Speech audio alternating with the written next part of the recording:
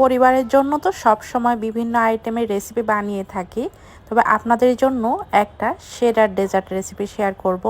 এটা অবশ্যই আপনার পরিবারকে করে খাওয়াবেন, প্রশংসায় পঞ্চমুখ হয়ে যাবে। এটা একটা চাইনিজ রেসিপি, আশা করছি সহজ এই রেসিপি ভালো লাগবে। এর জন্য থাকবে 2টা ডিমের কুসুম, সাদা অংশ নিব না। আগে থেকে জ্বালিয়ে ঠান্ডা করা 2 কাপ পরিমাণ লিকুইড দুধ নিয়ে নিচ্ছি।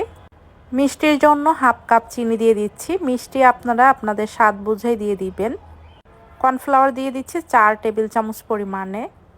কর্নফ্লাওয়ারটা যে কোনো সুপার শপে কিনতে পাওয়া যাবে। স্বাদ মতো লবণ দিয়ে দিচ্ছি।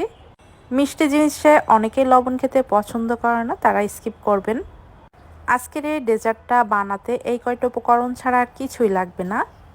এই কয়টা উপকরণ যখনই মিক্স করবেন চুলাটা অফ করে ভালো করে আগে মিশিয়ে নিতে হবে।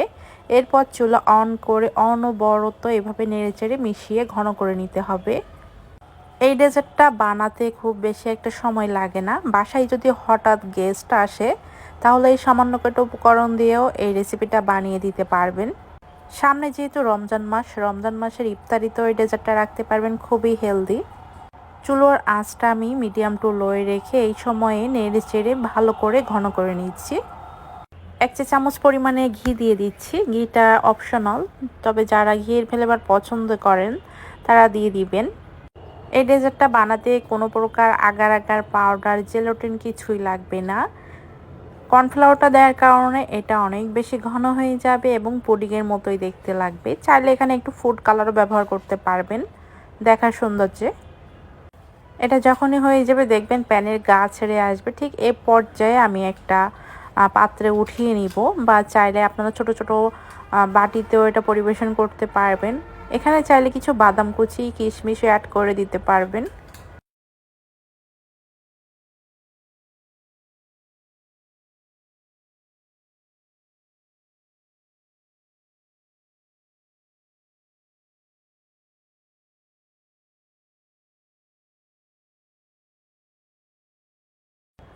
যখনই এমন ঘন হয়ে যাবে তখনই আমি এটা নামিয়ে ফেলবো। আর এর জন্য আমি একটা বাটি নিয়েছি, গোল বাটি, এতে করে দেখতে সুন্দর লাগবে। বাটিতে আমি কোনো প্রকার ঘি বা তেল ব্রাশ করিনি, এমনিতেই দিয়ে দিয়েছি। আর এটা ইজিলি কিন্তু উঠে আসবে। এটা শুধুমাত্র ঠান্ডা হওয়ার জন্য রেখে দিব।